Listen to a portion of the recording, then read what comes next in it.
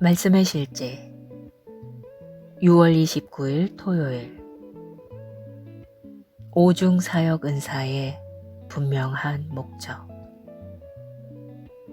그가 어떤 사람은 사도로, 어떤 사람은 선지자로, 어떤 사람은 복음 전하는 자로, 어떤 사람은 목사와 교사로 삼으셨으니 이는 성도를 온전하게 하여 봉사의 일을 하게 하며 그리스도의 몸을 세우려 하심이라. 에베소서 4장 11절로 12절 말씀. 사도 바울은 그리스도의 몸 안에 있는 오중 사역 은사의 분명한 목적에 대해 강조합니다. 이 은사들은 성도를 온전하게 하고 봉사의 일을 하게 하며 그리스도의 몸을 세우기 위한 것입니다. 일부 번역본들은 구두점이 없으므로 이 구절이 처음부터 마지막까지 하나의 통일된 목적을 가지고 있다고 잘못 생각합니다. 그러나 문맥을 분석하고 다른 구절들과 비교해 보면 바울이 설명한 분명한 목적들이 있음을 발견할 수 있습니다. 또 다른 번역본들은 성도를 온전하게 하고 그러면 성도들이 사역의 일을 할 수 있게 되고 그것은 곧 그리스도의 몸을 세우는 일이다 라고 잘못 해석합니다. 그러나 이는 오해입니다. 이 사역 은사들은 세 개의 뚜렷한 목적을 가지고 있으며 첫 번째는 성도들을 온전하게 하거나 구비시키는 일입니다. 둘째로 사역의 일 자체를 위한 것입니다. 셋째로 그리스도의 몸을 세우기 위해서입니다. 그러므로 성도들이 그리스도의 몸을 세우게 될 것이라고 말하는 것이 아닙니다. 오히려 11절에 언급된 오중 사역자들이 그리스도의 몸을 세우는 일을 담당합니다. 물론 몸의 각 지체가 자신의 기능을 다할 때 전체 몸이 세워집니다. 에베소서 4장 16절은 말합니다. 그에게서 온 몸이 각 마디를 통하여 도움을 받음으로 연결되고 결합하여 각 지체의 분량대로 역사하여 그 몸을 자라게 하며 사랑 안에서 스스로 세우느니라. 또한 골로새서 2장 19절은 말합니다. 머리를 붙들지 아니하는지라. 온 몸이 머리로 말미암아 마디와 힘줄로 공급함을 받고 연합하여 하나님이 자라게 하심으로 자라느니라. 그러나 바울은 에베소서 4장에서 성도를 온전케 하는 일, 사역의 일, 교회를 세우는 일의 은사에 각각 분명한 목적을 두고 있음을 말합니다. 기도. 사랑하는 아버지, 나는 사역 은사들을 통해 그리스도의 몸 안에서 구비되고 세워지고 강건해졌습니다. 나는 어둠이나 약함 때문에 행하지 않고 침체 속에서 살지 않습니다. 나는 항상 열매 맺고 생산적이고 항상 모든 선한 일에 풍성하기 때문입니다. 아멘.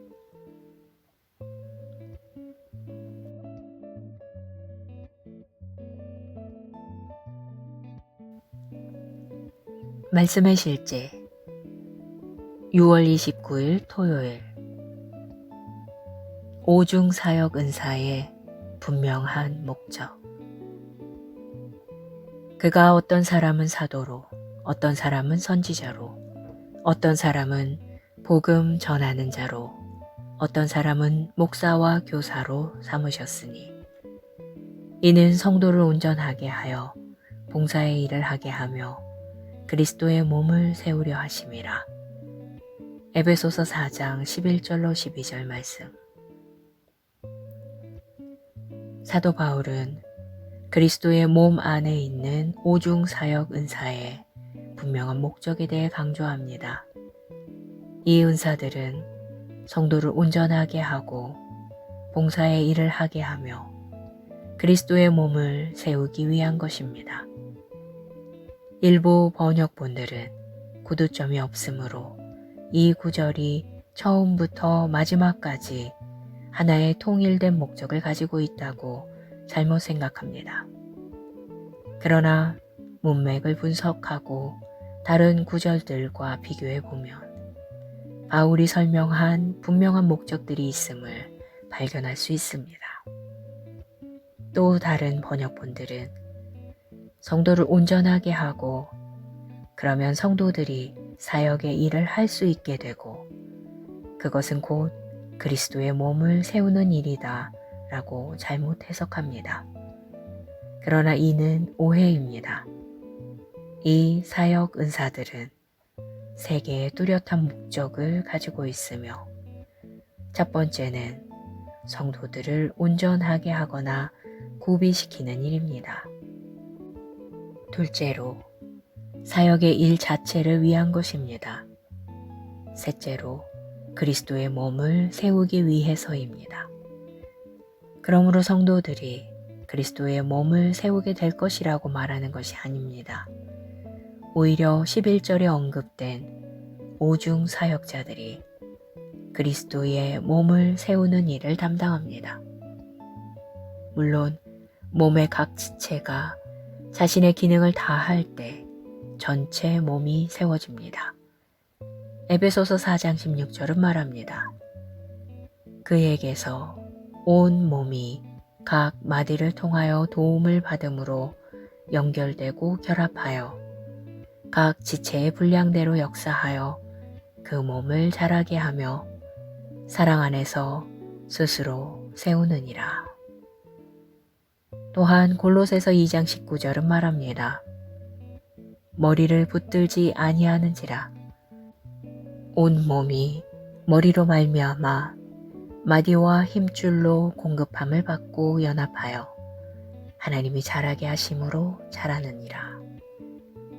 그러나 바울은 에베소서 4장에서 성도를 온전케 하는 일, 사역의 일, 교회를 세우는 일의 은사에 각각 분명한 목적을 두고 있음을 말합니다. 기도. 사랑하는 아버지, 나는 사역 은사들을 통해 그리스도의 몸 안에서 구비되고 세워지고 강건해졌습니다. 나는 어둠이나 약함 때문에 행하지 않고 침체 속에서 살지 않습니다. 나는 항상 열매 맺고 생산적이고 항상 모든 선한 일에 풍성하기 때문입니다. 아멘.